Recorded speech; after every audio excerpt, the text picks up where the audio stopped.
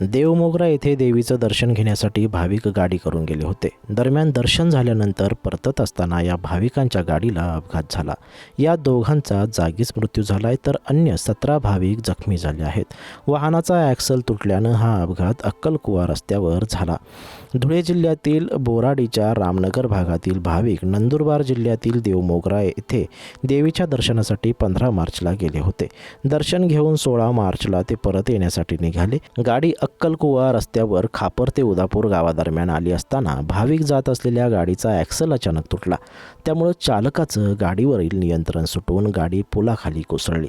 या अपघातात चंद्रसिंग रामदास पावरा वय 39 व दारासिंग बुधा पावरा वय 56 जागीच ठार झाले, तर 17 प्रवासी जखमी झाले आहेत. अपघाताची माहिती मिळताच बोराडी परिसरातील नागरिकांनी धाव घेत मदत केली.